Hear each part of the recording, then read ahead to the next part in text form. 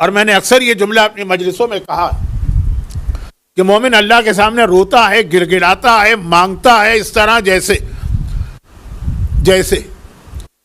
اب باتوں میں بات نکلی ہے، یہ بات مجھے آنے والے دن یعنی کل کہنا تھی، لیکن چلیں آج بھی سن لیجیے چھوٹی سی بات، اور وہ یہ ہے کہ دعا، خود دعا افتتاح نہیں، کوئی اور دعا نہیں، خود کوئی بھی دعا ہو، اللہ کی بارگاہ میں جا کے آپ کو مانگنا ہے، رونا ہے، گڑ گڑانا ہے۔ اب آج کل پتہ نہیں کیوں لوگوں کو شوق ہو گیا ہے کہ بڑی لمبی لمبی دعائیں، بڑے مشکل اعمال۔ معصومین نے ہمیں بعض اوقات اس سے روکا بھی ہے اور کہا ہے کہ جب یہ مختصر دعا سے تمہارے سارے مسئلے حل ہو سکتے ہیں تو تفصیلی دعا کیوں مانگ رہے؟ اب یہ کیوں مانگ رہے ہو کہ تشریح میرے اس عنوان میں آنے والی ہے۔ تو اس میں سے بہار میں علامہ مجلسی نے بھی یہ لکھا ہے اور دیگر کتابوں میں بھی ہے کہ امام کے ایک صحابی کا جملہ ہے کہ میری زندگی کا کوئی مرحلہ ایسا پیش نہیں آیا، کوئی پریشانی جس میں نے یہ دعا نہ پڑھی ہو اور وہ مسئلہ فوراً حل نہ ہوا ہو۔ اچھا، اب اس کے اندر ایک ذرا سا ٹیکنیکل پوائنٹ ہے، اور وہ یہ ہے کہ یہ دعا کا جو اتنا اثر بتایا جا رہا ہے، اچھا مجھ پر اس وقت زیادہ اثر اس لیے ہے کہ ابھی میں نے 10 دن پہلے یہ دعا یہاں سے پہلے جو میں اشرا پڑھ رہا تھا، اشرا تو نہیں تھا، خمسہ تھا، میں جگہوں کے نام نہیں بتاتا ہوں کیونکہ میں پسند نہیں کرتا کہ میری کوئی مجلس آن لائن جائے، یوٹیوب پر آئے، یا یہ کہ سننے والے جو ہیں وہ ہر جگہ سنتے رہیں کہ آپ کیا پڑھ رہے ہیں مولانا، آپ کیا پڑھ رہے ہیں۔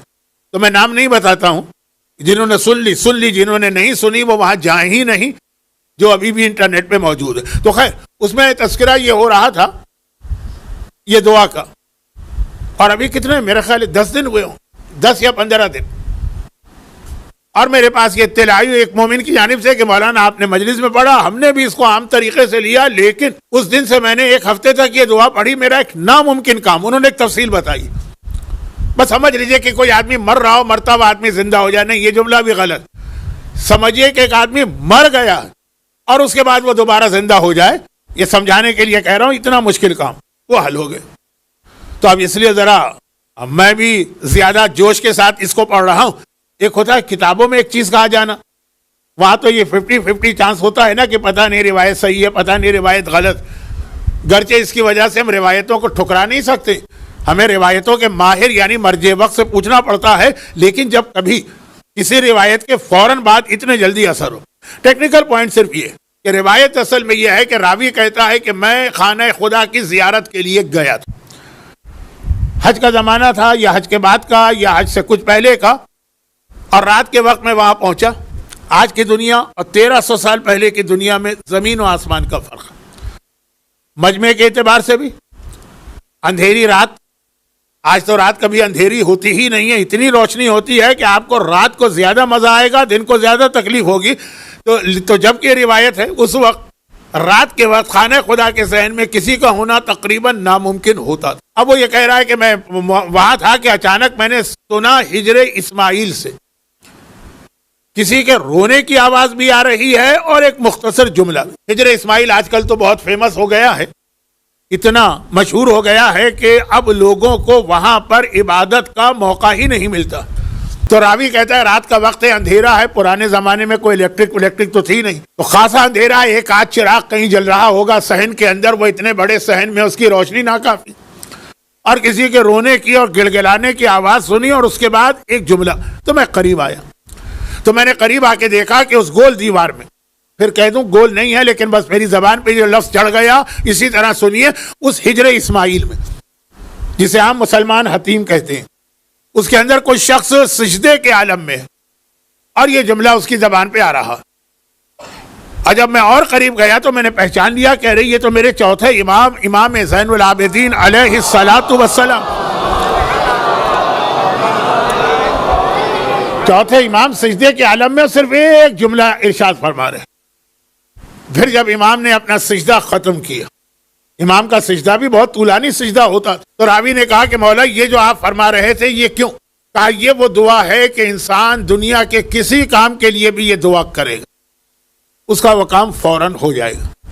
دیکھیں وہ روایتوں کو میں نہیں مانتا ہوں، یعنی میں سے مطلب میری حیثیت کچھ نہیں ہے، مراجع جو روایتوں کی پرکھ کرتے، جس میں اس قسم کے جملے ہوتے ہیں کہ اگر یہ دعا کی تم نے اور کام نہیں ہوا تو مجھ پر لعنت کرنا یا میرا گلا پکڑنا یا مجھ سے آ کے شکایت کرنا، وہ ساری باتیں غلط.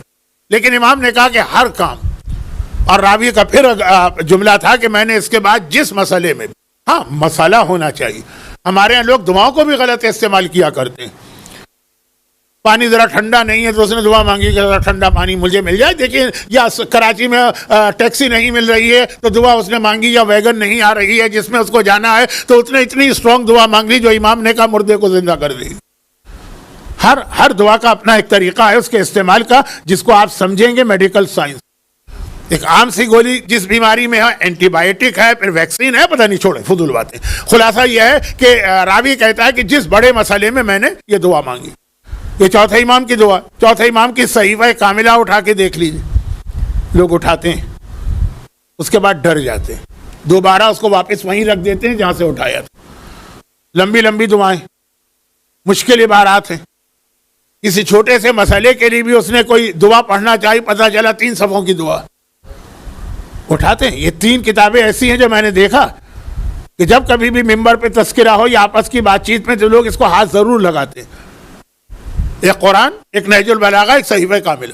لیکن اس کے بعد ہاتھ لگا کے 2-4 ورق الٹ پلٹ کے دیکھ کے واپس وہیں رکھ دیتے ہیں جہاں ہمارے پردادا کے زمانے سے وہ کتاب رکھی چلی آ رہی. لیکن وہی صحیفہ کاملہ میں نہج البلاغہ کے مولا کی بھی وہ مختصر دعا ہے، لیکن آج کا موضوع دعا نہیں ہے، میں کہاں چلا گیا. تو صحیفہ کاملہ کی وہ لمبی لمبی دعائیں جس کے بارے میں اب ہر پڑھا لکھا مومن جانتا کہ یہ دعائیں دعاؤں سے زیادہ تبلیغ دین کا ایک ذریعہ تھا. یہ ابھی آپ نے تیسرے عشرے میں علماء سے سنا ہوگا. وہ والی لمبی لمبی دعائیں پڑھنے والا امام معصوم مختصر دعا پڑھ رہا ہجر اسماعیل.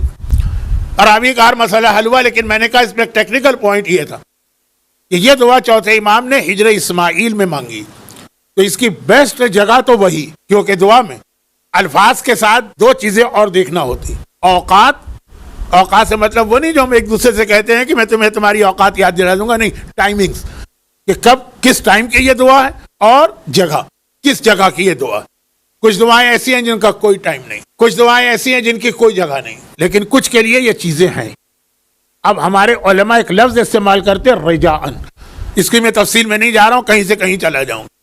اس کے بعد اس لفظ کے استعمال کے بعد پھر آپ مثلا شب جمعہ کی دعا شب بدھ بھی پڑھ سکتے ہیں. اور پھر اس کے بعد آپ خانہ کعبہ کے پردے کی دعا کو اپنے گھر کے پردے کو پکڑ کے بھی پڑھ سکتے ہیں. رجاءً کا لفظ جو آج کل ہر پڑھا لکھا آدمی جانتا ہے. تو اصل دعا تو اس جگہ کی ہے، لیکن وہی انگریزی کا محاورہ some thing is better than nothing, من لم یدرک الکل لم یدرک الکل، مولا کا فرمان ہے. اصل میں جسے پوری چیز نہ ملے تو جتنی ملے اتنی تو کم از کم حاصل کر لے. تو 4 لفظ یہ دعا کیا ہے؟ آسان ترین دعا. 4 لفظ، عبدوں کا، فاعلوں کا، مسکینوں کا، فقیروں کا.